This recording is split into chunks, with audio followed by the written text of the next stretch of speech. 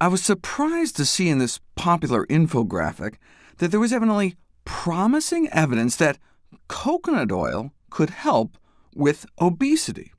Well, if you pump the stomachs of rats with purified medium-chain fatty acids, one component of coconut oil, they end up eating less food, but you don't know if there's any relevance to humans until you put it to the test.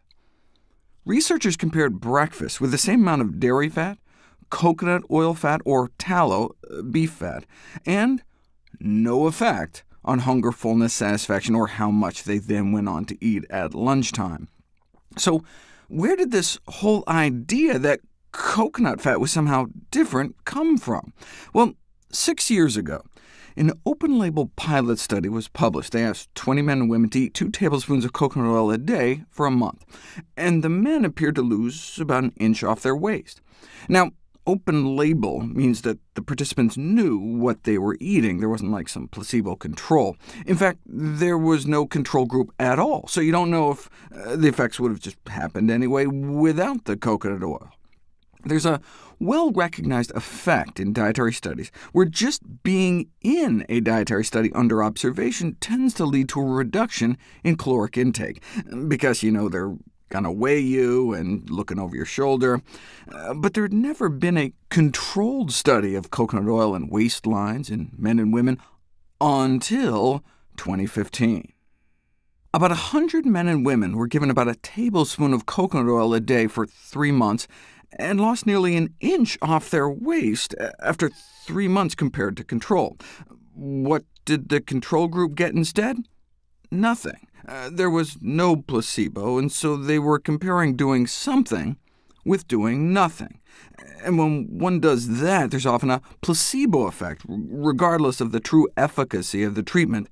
And they also suggested the coconut oil group may want to take their dose with fruit, and if they did end up eating more fruit, that in and of itself may help, as despite its sugar content, fruit consumption tends to be associated with anti-obesity effects.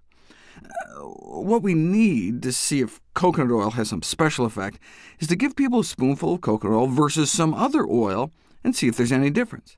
And when you do that, 2 tablespoons of coconut oil a day versus 2 tablespoons of soybean oil a day, no significant difference in waistlines.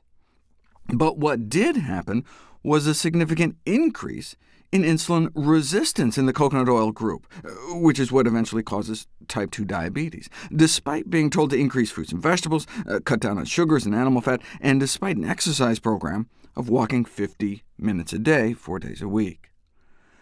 The only other placebo-controlled study of coconut oil and waistlines was published in 2017, and no significant changes in weight, or waist, or hip measurements, total fat, belly fat, nor butt fat.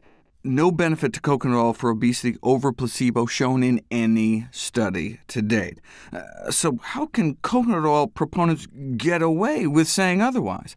Well, they like to talk about studies like this, showing that Pacific Islanders who ate more traditional coconut-based diets are slimmer than those eating more modern diets with fewer coconut products.